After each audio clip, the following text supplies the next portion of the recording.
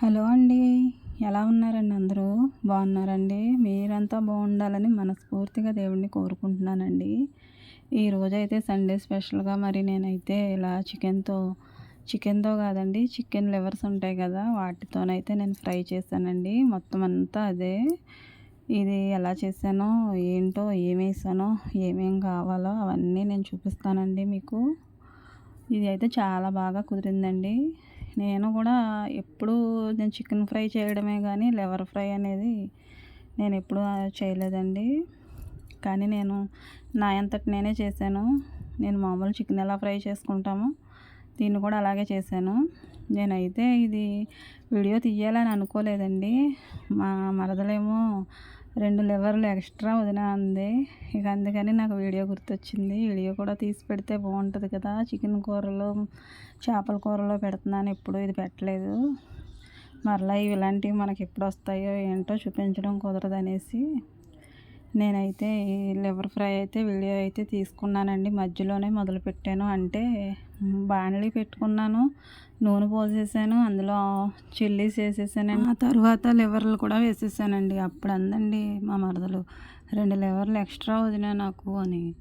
అప్పుడు సడన్గా గుర్తొచ్చి నేనైతే ఫోన్ తీసుకొచ్చి వీడియో స్టార్ట్ చేశానండి. ముందైతే పచ్చిమిర్చి నూనెలో వేగిన తర్వాత ఇలా లివర్లు కూడా వేసేసుకుని అవి కూడా వేగుతుంటే కొంచెం మనం పసుపు వేసుకోవాలండి, ఒక చిటికెడు. అలాగే సాల్ట్ కూడా వేసుకోవాలి కాసేపు ఆగిన తర్వాత. కాసేపు అంటే ఒక 5 మినిట్స్ సరిపోద్దండి. ఆ తర్వాత లో ఫ్లేమ్లో పెట్టుకుని అయితే మూత పెట్టేసుకున్నాను. తర్వాత దానిలోకి అల్లము ఇలాగే వెల్లుల్లి కూడా తీసుకుని ఇందులో నేను పేస్ట్ చేసుకుంటానండి. ఈ కుందులో వేసుకొని ఆ పేస్ట్ ఇది మనం కొంచెం మనకి వేగుద్ది కదండి, మొత్తం నీళ్ళన్నీ అయిపోతాయి. ఈ నీళ్ళలోనే మొత్తం మనకి ఇది ఉడికిపోద్దండి. ఈ సాల్తీలన్నీ కూడా ఉడికిపోతాయి. అప్పుడు అల్లం వెల్లుల్లి పేస్ట్ చేసుకున్నాం కదండి, అది కూడా వేసుకుందాము. కొంచెం అంటే తగినంత అండి, తగినంత ముందే వేసేస్తున్నాను. ఇక మళ్ళీ మళ్ళీ వేయనండి. అల్లం వెల్లుల్లి పేస్టు అది కూడా వేసేసుకొని బాగా ముక్కలకి పెట్టే వరకు కూడా అలా వేయించుకోవాలండి. తర్వాత అయితే తగినంత కారం కూడా వేసేస్తున్నాను. కారం రుచికి సరిపడా వేసుకోవాలండి. ఎర్రగానే కనపడాలి, ఎందుకంటే నాన్ వెజ్ కాబట్టి నీచు వాసన రాకుండా ఉంటుంది. ఇలా నేను పోగు పెడుతున్నాను ఏంటనుకుంటున్నారా? ఫ్రై అయితే ఇలా నేను కారం వేసిన వెంటనే తిప్పనండి, అలా పెట్టుకుని ఉంచుతాను. తర్వాత చూస్తే మనకి కారం నూనెలోనూ వేగిపోయి బాగా కనిపిస్తుందండి. స్మెల్ కూడా మనకి మారుద్ది, బాగుంటుంది. అందుకని అయితే నేను ముందు తిప్పనండి, తిప్పితే మాడిపోయినట్టు అయిపోద్ది. అందుకే అలా మగ్గనిస్తాను. ఆ ముక్కలకి పట్టుకుని ఆ ముక్కల్లో కప్పెట్టేస్తానండి కారాన్ని అంతా. బాగుంటుంది. ఈజీయేనండి, చేయడం కష్టమేమీ కాదు, చికెన్ ఫ్రై చేసుకున్నట్టే. ఇక మొత్తం తిప్పేసానండి, ఇలాగా మొత్తం కలిపేసాను, కలిసిపోయింది. ఇక కారము మనకి ఆ పీసెస్లో బాగా కలవాలి అంటే ఇంకాస్త మగ్గాలండి. అలా మగ్గే వరకు కూడా మళ్ళీ నేను మూత పెట్టేసుకుంటాను. ఇలా అడుగు పట్టకుండా లైట్గా తిప్పుకుంటూ ఉండాలండి. ఎక్కువ తిప్పేసామనుకోండి మొత్తం అది పేస్ట్ అయిపోద్దండి, ఎందుకంటే లివర్లు మనకి స్మూత్గా ఉంటాయి కదండి. అలా తిప్పుకొని అల్లం వెల్లుల్లి పేస్ట్ వేసిన తర్వాత కాసేపు ఆగాక ఇక దించేస్తాం. ఒక 10 మినిట్స్లో అనగా నేను తయారు చేసుకుని పెట్టుకున్నానండి ఇది ఇప్పుడే. అదే ధనియాలు మొత్తం, దాల్చిన చెక్క అంతా ఉంటాయి కదండి, మసాలా సరుకులు అవన్నీ వేసి గరం మసాలా రెడీ చేసుకున్నానండి. అది కూడా తగినంత వేసేసాను. వేసేసి అది ముక్కలకు పట్టే వరకు దాన్ని కూడా కొంచెం నేను అలా అలా కలుపుకుంటున్నానండి. ఇలా మనం జాగ్రత్తగా కలుపుకోవాలండి. ఏదైనా మనకి నీచు కూరలు అనేటప్పుడు బాగా తిప్పకూడదు. ఇక కొత్తిమీర కూడా ఉందండి నా దగ్గర, కొత్తిమీర వేసుకుంటున్నాను ఫైనల్గా.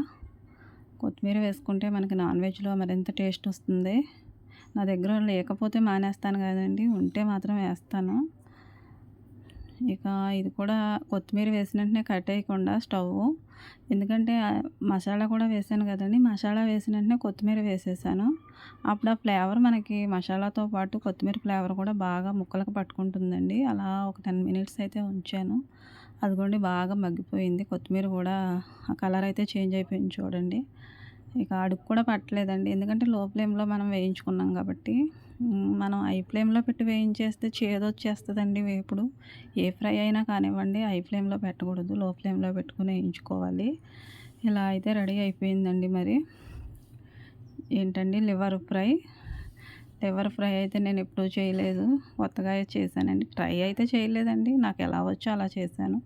బాగానే కుదిరిందండి. అంతా బాగుందన్నారు. చాలా చాలా బాగుందన్నారు. మీరు కూడా ట్రై చేస్తారనేసి నేనైతే వీడియోలో చూపించడం జరిగిందండి. ఈ గిన్నెలోని మా పాప అయితే అమ్మ నాకు ఎలా ఉందో కొంచెం వెయ్యి టేస్ట్ చూస్తానంది.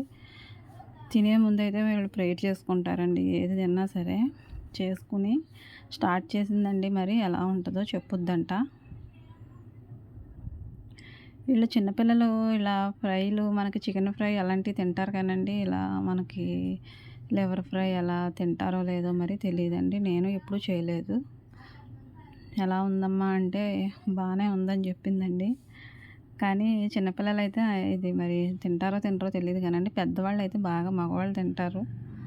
ఇలాంటి కూరలు బాగా ఫ్రై చేసుకుంటే చాలా బాగుంటుంది.